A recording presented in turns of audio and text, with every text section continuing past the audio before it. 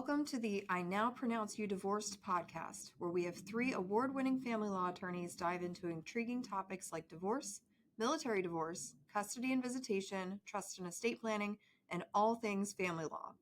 Join us as we provide a comprehensive viewpoint through the eyes of our experts and guests, aiming to educate and soothe our listeners. Get ready to tune in because I Now Pronounce You Divorced starts right now. Hi, I'm Rebecca Malone, and welcome to I Now Pronounce You Divorced.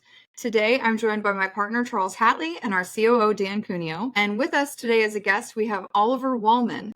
And Oliver is from the Fatherhood Fire program with Child Development Resources. So Oliver, first, can you just introduce yourself and your organization and a little bit about what you all do?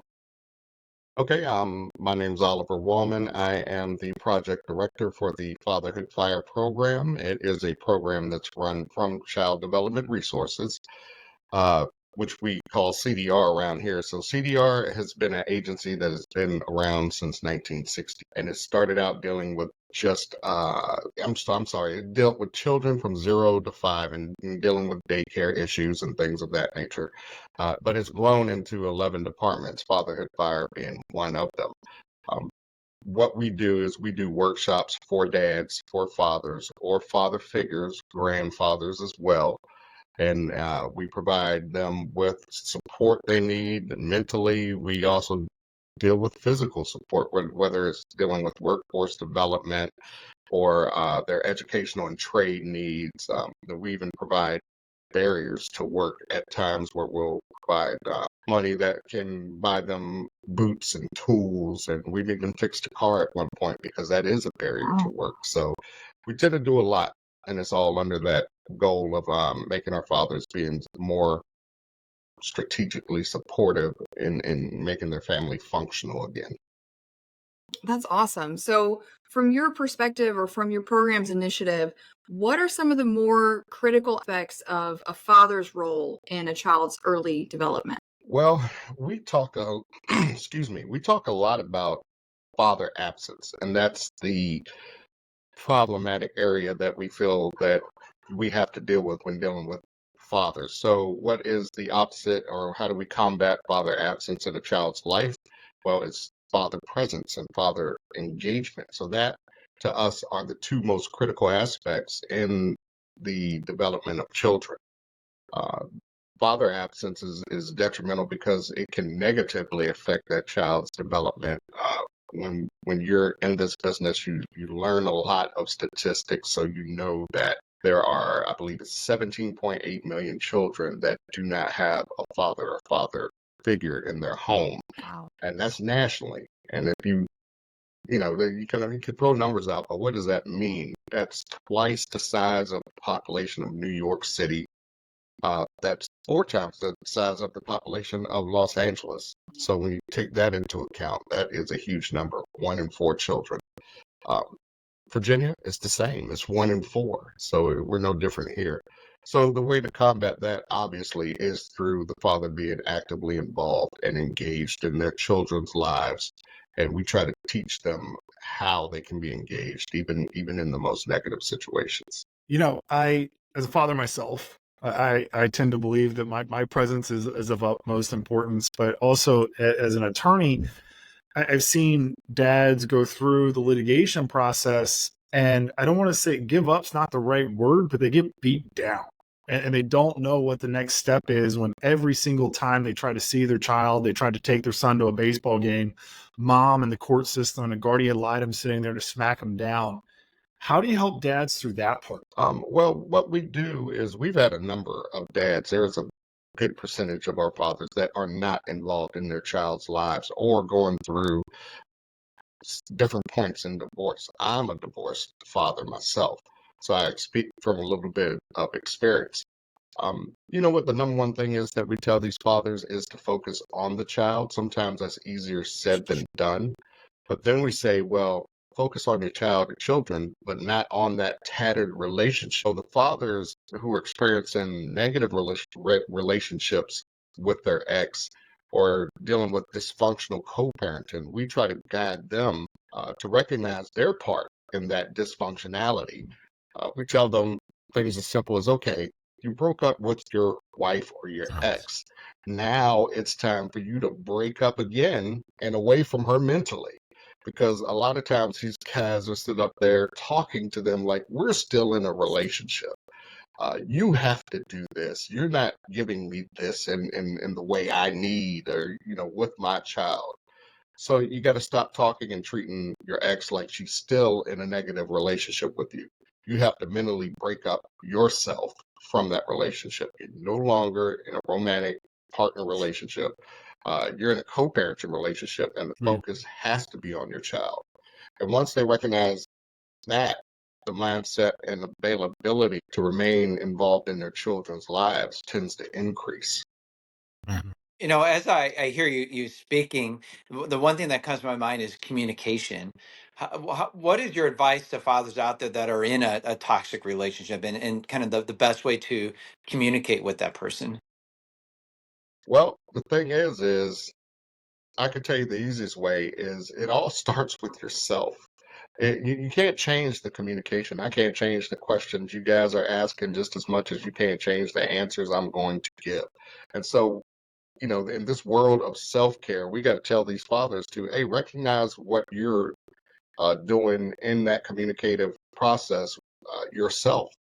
Uh, Once you take that higher road, and I had to learn this the hard way, you have to learn to separate that emotion and just constantly stay positive and realize that whatever you say and whatever you do are in the eyes of your children. And so you can sit there and argue on the phone, and your child's in the background. They're hearing that argument. They're hearing your tonality. They're hearing what's coming from you. So you obviously want what's coming from you to be positive.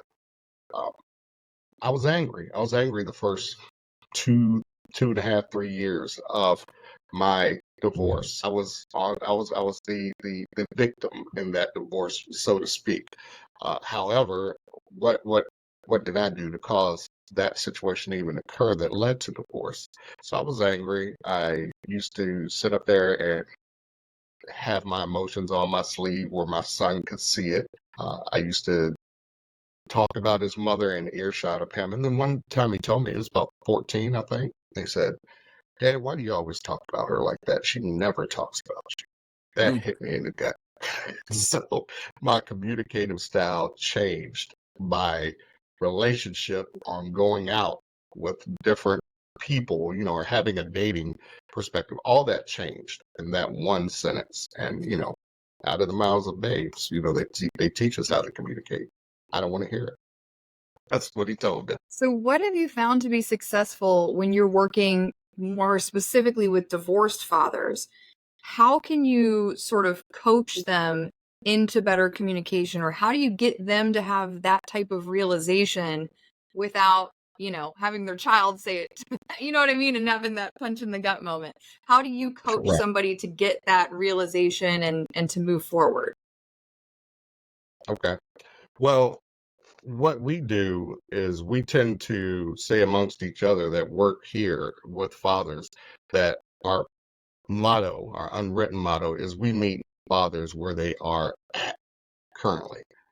By this, we mean we meet them where they're at mentally. We find out what their needs are and what they've done to achieve or block those needs. We don't sugarcoat the answers. Um, it's much like coaching in the aspect that if it is them, we tell them that it is them, and what can we do to move on and actually achieve the goal that they're trying to reach. So we have fatherhood specialists from all walks of life, and they utilize their life experiences in coaching. So we tend to pair our fatherhood specialists with individuals that they're aware of those type of situations. By that I mean we have an educator that's 30 years in education and has dealt with middle school children. And so having those experiences and dealing with those preteens and those children that are trying to just find themselves and fathers that are dealing with children in that aspect, we may have him do it. We have a female fatherhood specialist who coaches these guys. And so when they ask her, well, what can you do to teach me how to be a man or teach me how to be a father? Her go-to answer is right off the bat, well, I have a father. I didn't always like what he did, so I could tell you what you're doing right or what you're doing wrong from my perspective. And then they realize, yeah, this fatherhood thing is about children, isn't it? uh, so the strategies that we use are, one, be truthful, and one, don't sugarcoat. If they're doing something that's not uh, positive, you have to tell them that. And that's one reason some of these agencies that we deal with, like probation or parole, or even businesses, we've heard consistently that they like the fact that we do hold our guys accountable, because that's the only way you're going to change. And when you're going through this process, regardless of whether or not there's a break, usually there's a breakdown in a relationship somewhere, even if it's not a divorce. I was reading a statistic that men don't have a lot of friends. Men don't have a big community. How important is it to bring these guys into a community of people that are struggling through the same thing that they're struggling through, but maybe at different points along that journey? Well, the funny thing is, this program focuses on all of Hampton Roads. So we literally have fathers that go from Virginia Beach to New Kent. And everyone knows, if you live in this community, it's a very diverse community. So Newport News does not look like Suffolk, and Suffolk does not look like Norfolk, and Norfolk does not look like Chesapeake, and so on. And so the culture shifts everywhere you go. The one thing that stays constant is we have fathers that are going to come from all walks of life. We deal with homeless dads in different shelters, to recidivism through reincarceration and incarcerated fathers. And then we have those guys. Some of those guys are in the same workshops with assistant professors and professors from local colleges and engineers from Dominion Power and all this other stuff. One thing they realize is they're all dealing with the same situation a lot of times, whether that's a divorce or whether that's just the fear of fatherhood. So this thing became so popular with us that we kept hearing these fathers say that, hey, in the beginning, a lot of them, especially the child support fathers, they'll say, I don't want to do this. I'm being forced, or things like that. Um, but by the end, we kept hearing the same thing. Man, this is over already. So what's next? What can we continue to do? They didn't realize that they needed that camaraderie. And so we built a program called Legacy Dads, which is an alumni program that they work together. They meet consistently. We have potlucks up here. They start building community. They drew their own logos, and we created shirts for them. And then go out and do community service. And it brought a whole new aspect of these guys actually realizing that there's other fathers in different walks of life, but we can get together and we can serve the community and we can enjoy each other. So When I was litigating a lot, I would have clients that could be stubborn, or they're concerned on like what stigma may be attached to them. They reach out for certain types of help. And in your role in what your organization does, how do you handle someone that at least acknowledges that they know, but is kind of a little bit afraid to take that next? Well, we stay in the community so much that we've built a pretty good reputation where a lot of times now, when people reach out to us, they'll say, yeah, I've heard of you guys from this area, that area. But we tend to get those fathers that are just that, because that's all of us. To a certain extent, we're taught when we grow up not to trust, to keep everything internalized. And so we bring those tenets with us as we grow to adulthood. I don't want to talk to you about my problems. This is a program. And the stigmata that comes with programs, you don't want to be a part of that. But once they realize and see what we're doing, and that it's nothing more than a men's group, a place where I can actually go and just talk. And then they hear about it from other guys and other people that have done it. Now, mind you, we've dealt with over 3,000 fathers since 2006 here in Hampton Roads. So there's a lot of talk that, we get a lot of people just from word of mouth. So we just let our program and what we do and how we deal with these guys with respect, but also try to really help them find real life value and real life change into what their needs are, speak for themselves. So far, it has done its work in the fact that people do come to us even after being hesitant. And we learn that while they're in the program. I had one guy told me he didn't even want his child. That was after he was in the program for 3 weeks. But Wow. I could tell you this real quick. He was a Virginia Tech graduate, got his degree, was working at one of the local shipyards, wanted his master's, and told everyone in the class once he felt comfortable enough, um, I didn't mean to get her pregnant. I don't even know if I want this child because it's going to take my abilities away from me to be successful. And instead of me, which I was getting ready to go into counseling mode, talking to him, everyone else just kind of jumped on him. Well, it was too late. The baby's coming. So it turned into a group session. And the fact of the matter is that after he finished that 12 weeks, he was very involved in his child's life, still is involved, and has stayed and played a strong co-parenting role with the child's mother, even though they didn't start off on the best of terms. So, and we follow up, so we know he's doing very well with that, with his family. That's awesome. So where do you see the future of your program going, or where would the future of any sort of fatherhood development program go next? Where do you see this going? Well, there's a lot of there's more agencies and more local governments that are starting to realize the importance of fatherhood. We're federally funded, and we're the only federally funded program in all of Virginia, but there are locally funded programs. So we're seeing that local governments are starting to realize that fatherhood has a big impact in the communities. They see positive impacts from programs like ours, and they realize that we help to check off a lot of boxes in converting a family from dysfunctional to functional. We're being approached more than we have been in the past. It's a trend that has the ultimate upside to uplift and support a child into becoming a productive person who will raise children with the same positive mindset. That's the job we do.